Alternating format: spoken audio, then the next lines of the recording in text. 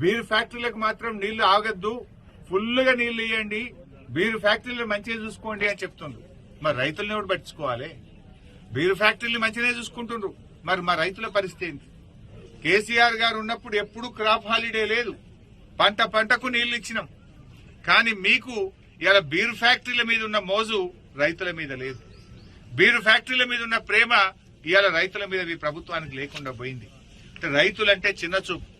రైతులకు ఎరువులు దొరికాయి, రైతులకు బోనస్ పైసలు పడాయి, రైతులకు రైతు భరోసా రాదు, రైతులకు బీర్ ఫ్యాక్టరీలకు నీళ్లు ఇచ్చి రైతుల పంటలు ఎండబెడతారు. ఇదేనా రైతుల మీద మీకున్న ప్రేమ? రైతులకు పోయిన యాసంగిలో మొన్న వర్షాకాలంలో అకాల వర్షాలు పడి వడగళ్ల వానబడి పంట నష్టం జరిగింది. 10,000 ఇస్తామని ముఖ్యమంత్రి హెలికాప్టర్లు వచ్చి చెప్పిపోయిండు. 10 పైసలు వల్లే ఇప్పటిదాకా. ఏడాది అయిపోయింది ముఖ్యమంత్రి గారు, ఇక రేపే ఇస్తున్నా అని చెప్పినావు నువ్వు.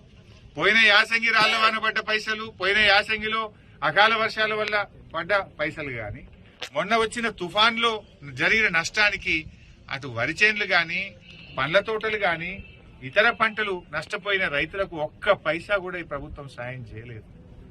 మీరు బడా కాంట్రాక్టర్లకు బిల్లులు ఇస్తున్నారు, కమిషన్లు వచ్చే కాడ పైసలు రిలీజ్ చేస్తున్నారు. రైతులంటేనే మీకు ఎందుకు అంత మొండి చేయి చూపుతున్నారు? రైతుల మీద ఎందుకంత నిర్లక్ష్యమో నేను అడుగుతా ఉన్నా. వడగళ్ల వాన పడ్డా, అకాల వర్షాలు పడ్డా, తుఫాను వల్ల నష్టపోయిన రైతులకు పైసలు ఇయ్యరు, బోనస్ పైసలు ఇయ్యరు, రైతు భరోసా పైసలు ఇయ్యరు, ఎరువులు టైం మీద ఇయ్యరు, నీళ్లు ఇవ్వమంటే నీళ్లు కూడా ఇవ్వకపోతుంది. ఇదేం ప్రభుత్వం అని అడుగుతా ఉన్నాం.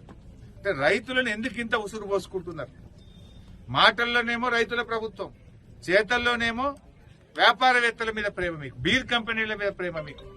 సో ఇప్పటికైనా తక్షణమే రైతులకు పెండింగ్ ఉన్న అన్ని రకాల నిధులు, అది బోనస్ పైసలు గాని, రైతు భరోసా పైసలు గాని, వడగళ్ల వాన వల్ల అకాల వర్షాల వల్ల జరిగిన పంట నష్టానికి సంబంధించిన డబ్బులు తక్షణమే విడుదల చేయాలని బీఆర్ఎస్ పార్టీ పక్షాన, రైతుల పక్షాన డిమాండ్ చేస్తుంది.